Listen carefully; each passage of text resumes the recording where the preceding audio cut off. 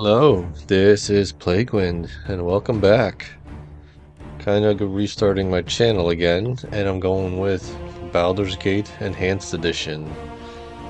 This is mainly because CRPGs are kind of my favorite type of game, the isometric like CRPGs. I got Shadowrun Returns on my channel. That's another good one. But it's this game, the original Baldur's Gate, and the first Fallout game were the two responsible for putting me on the path to loving that genre. So, here we go. I'm kind of going back to it with Baldur's Gate. And pretty much, I'm going to do this, the Siege of Dragonspear, and Baldur's Gate 2, and the DLC for Did I say Dragon Age? I meant Baldur's Gate. Wow. Siege of Dragonspear and Baldur's Gate 2 and the DLC for it. Because it strings Baldur's Gate 3 takes place way after the original games. So this game, the second game, and the bridge, and the DLC all kind of, it's one big story with the character. It kind of closes out their arc too. So here we go. Options. I did music. Yeah, the music. I mean, the music was here before, and it was so loud, really loud. So hopefully it's all okay now. So back. Actually, wait, go back.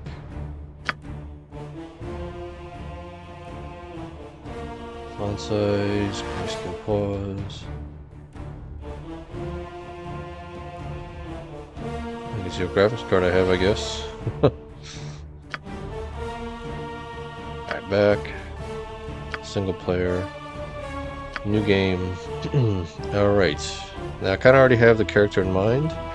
This is going to be a episode 0, which is pretty much just going to be the intro, which you saw part of it, and creating the character. So in this game, males of the realms can excel in whatever profession they choose, whether wizardry, thievery, or the arts of war. Pretty much says the same thing to females. Doesn't do anything except roleplay purposes. I'm gonna be male. Oh, okay. I do have one. I think that's the one. Yeah, because he's got the armor. Okay. A race. I am going to be a half-elf. And here they are, a mix of human and elven blood. Handsome folk with good features from each of their parents' races. A half-elf has the curiosity, inventiveness, and ambition of their human ancestors, and the refined senses, love of nature, and artistic taste of their elven ancestors. So what do I get as a half-elf? I get 30% resistance to charm and sleep magic, which is awesome, a built-in resistance. Infrasion. If you know current D&D, you know Dark Vision, this was what they called it in 2nd edition. Infrasion. And then it looks like I get bonus to some thieving abilities, though I don't really plan to be a thief. Interesting, half-orc is in this. Remember, this is the Enhanced Edition. They added some, like, newer stuff. The base game is all there. There's a couple new NPC party members they added, but the base game is all there. But mechanics-wise, they might have updated it a little bit. It still runs mainly on 2nd edition. I think they took some 3rd edition era stuff and put them in there, but it still runs 2nd edition D&D. Okay, class. Okay, I have been thinking about this, and I think if I'm doing the big epic 1, 2 DLC and everything, I'm gonna be a fighter mage, because as a half-elf I can multi-class. If you're a human, you have to dual class, which is different. Dual classing is pretty much like multi-class on both of these. If you dual class, say you start as a fighter, and then you stop living as a fighter and just do mage. That's dual classing. I'm gonna be a fighter mage. Can use the abilities of fighter and a mage. They cannot cast spells while wearing armor. I can specialize but not master anyway. So pretty much, yeah, I can cast spell. I can't wear armor to cast spells, but I can use pretty much any weapon, which is great for a mage. Alignment. Okay. Now, I don't know I forget how much this really means in the game. But for me, I'm playing this, I'm not doing this as 100% in-character roleplay. I do like to play the games from a role-playing perspective, but I don't do the 100% roleplay. But my character, the way you're gonna see in the intro and everything, he has been brought up in kind of a sheltered life, unknown about his heritage, and in a safe place, like free from a lot of the crap that goes on in the world.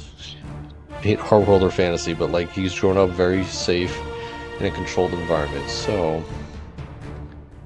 I think I'm definitely gonna do good. Yeah, neutral is when I play tabletop. I usually whatever whim strikes him at the moment, good and evil or irrelevant, yeah, are extremely difficult to deal with. This is you want to play a character that doesn't give two craps about anything? Chaotic neutral. I'm gonna go chaotic good. Chaotic good characters are strong individuals marked by a streak of kindness and benevolence. They believe in all the virtues of goodness and right, but they have little use for laws and regulations. They have no use for people who so they don't like bullies. Their actions are guided by their own moral compasses that, although good, might not always be in perfect agreement with the rest of society. See, I love that. They have little use for laws, regulations, and they have their own moral compass that is on the good side, but might not be in perfect agreement with the rest of society. I really like that. Oh, abilities. Okay. I'm gonna... Oh, 86. Here we go. Alright, we want intelligence. Wow, intelligence 18. And I want to get my strength up.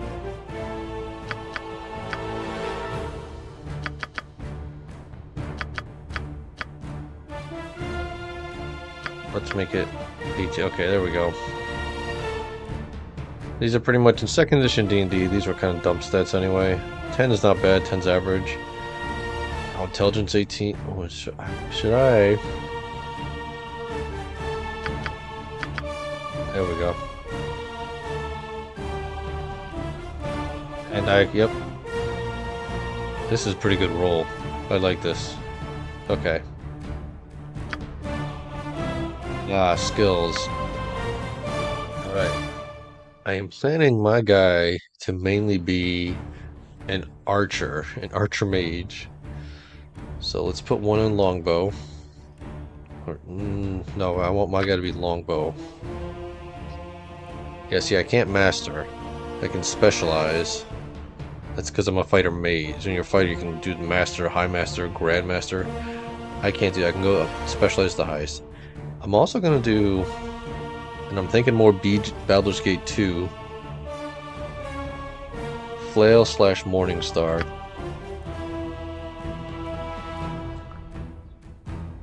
I want a short sword. Oh. Yeah, do short sword too. Why didn't take? Oh, should I do dagger? Oh.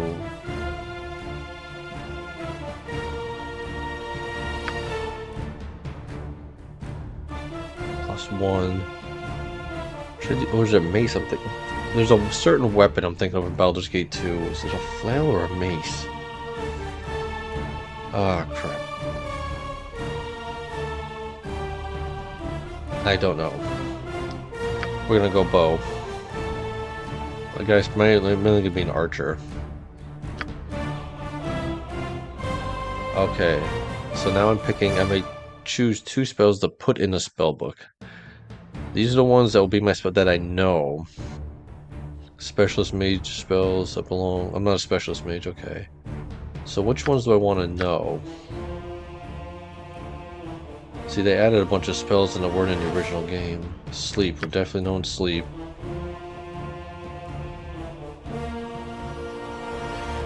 Tempted to do magic missile, but I think...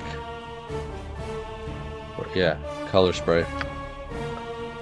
Color spray is one of the best... Well, let me see what it does in this edition.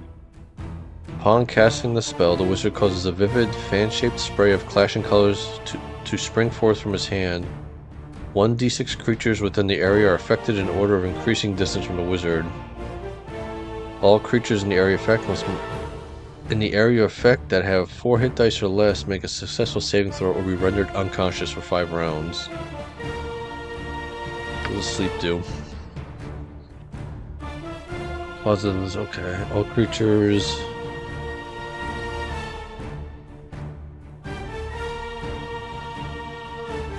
Okay, sleep is honestly... Okay. Similar, but so knock people out and just beat on them.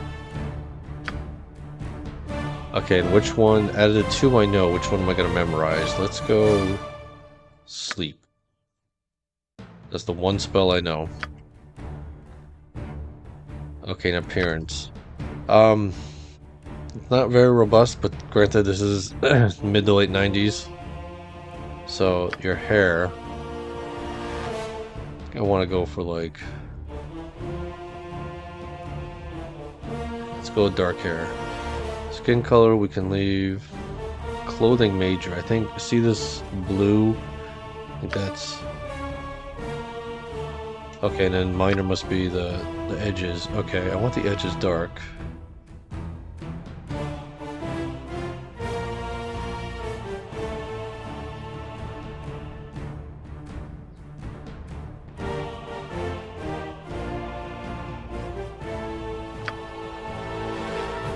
It's the best I'm gonna get. Okay, and then what color? I want like a... There we go. I'm gonna be getting armor and stuff, so it doesn't matter too much. Ah, voice. Well, let's go male. But we're a fighter male. So what's scholarly? Let's give them a right thrashing. And what are these? Baloth. Batter them into bloody rubbish. Took you long enough. Now, Brent. to salvage this mismanaged mission. Brent, I think that's the name of the guy who runs the company, Beamdog, who used to be a BioWare employee. Take them down! Very well, I will lead. I will be sharper. Are we to stand around all day? I'm bleeding out! Damn. Ah! Oh, moving on up. How about a nap? Just a quick one. So how about that thing we were gonna do? Okay, Andrew. Ha! Death comes for you! A sound decision. I grow weary. You're boring me. You won't... I can't stand much more! I like that one. Let's go for that. Okay, name. I've already had a name set out for this character. Vernock. We don't know our last name, so we've never taken one. We are known as Vernock. And here we go. Here is my character. You can import portraits.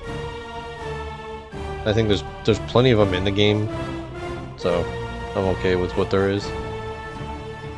All right, let's go. Oh, difficulty.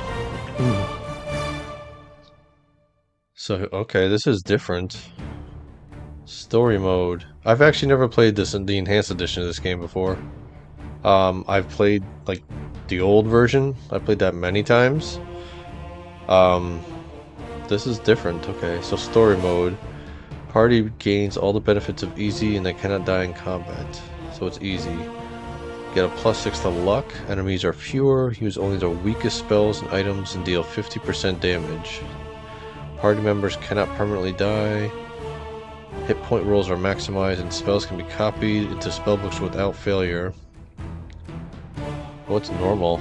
Enemies deal 25% less damage. Do not use their most powerful spells. Okay, so it's similar to easy mode. What's this core rules?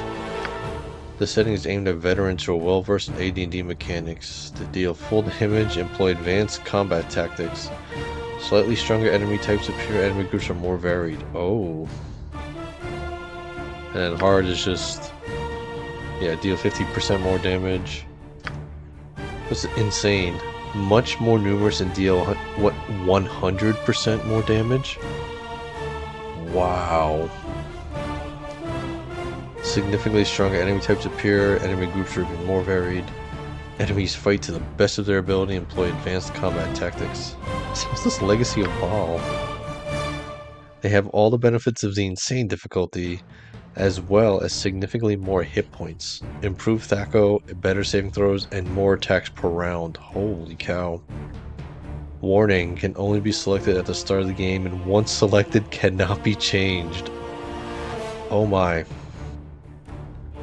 Alright, I remember this game being pretty hard in general. Like, this is back when games were made, like, they didn't hold your hand and you were let loose, so... I'm assuming back in the day, normal must have been what? I don't remember if there's a difficulty, or if it, I bet it was probably easy, normal, hard. That's how back in the day. That's what it was. Oh, so okay. I'm gonna try this core rules. I like that. I have a feeling I'm gonna get if I get wrecked like non-stop, I might change it to normal. But we'll try core. I don't think you want to watch a Let's Play where I'm getting killed all the time. Granted, I am a mage, I can't wear armor. Yeah, you know what? Let's go core and see. Nestled atop the cliffs that rise from the Sword Coast, the citadel of Candlekeep houses the finest and most comprehensive collection of writings on the face of Farron. It is an imposing fortress, kept in strict isolation from the intrigues that occasionally plague the rest of the Forgotten Realms. It is secluded, highly regimented, and it is home. Within these hallowed halls of knowledge, your story begins.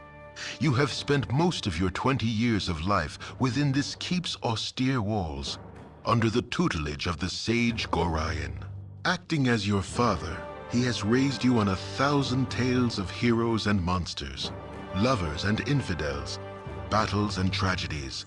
However, one story was always left untold, that of your true heritage. You have been told that you are an orphan, but your past is largely unknown. Lately, Gorion has been growing distant from you, as if some grave matter weighs heavily on his heart. You have asked about his concerns as gently as possible, but your queries have been in vain. Your sole comfort is the knowledge that he is a wise man, and you know he will tell you when the time is right. Nonetheless, his silence is troubling, and you cannot help but feel that something is terribly wrong. Today, Gorion has appeared more agitated than ever, and now he has uncharacteristically interrupted your chores in the middle of the day, imparting hurried instructions for you to equip yourself for travel. He has handed you what gold he can spare, but given no clue as to why. Nevertheless, you now stand before the Candlekeep Inn, ready to purchase what you need for an unplanned and unexpected journey. Alright, there is Candlekeep. And here we are. Zoom in a little bit. Actually, do I? Yep, here is... How far can I zoom out? Okay. This is Candlekeep. It is a fortress. / library. What's that? Oh, Candlekeep. Pretty much to get into Candlekeep, at the gate, you have to give them a book that is very rare. One that's either worth a ton of money or they haven't seen. So it's pretty hard to get into Candlekeep. That's why, like, very strict and isolationist. There are people that live here. We were raised here. So that's why we've been safe from the rest of the world, the crap that happens out there. We were raised by a sage. I'm guessing this is where we grew up in the keep. Our foster father, Gorion, who I guess lately has been agitated. Something is going on. Pretty much gave us a ton of money to equip ourselves at the Candlekeep Inn. And then let's It's our journal, important quest. Orion, my foster father, has informed me that we must immediately leave Candlekeep and set out on a journey. He has given me some gold and must purchase supplies for the road, including weapons and armor. There's the prologue. So I was going to end it... You know what, yes, because something can happen inside the inn. I don't remember if anything does, but just in case. So, thank you very much for watching. This is the start of the epic You're journey boring of me. Vernock.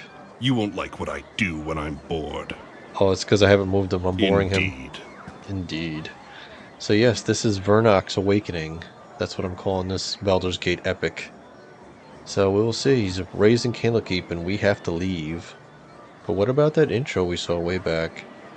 A guy decked out in spiked armor and a horned helmet and glowing eyes, saying, "I will be the last. You will be the first."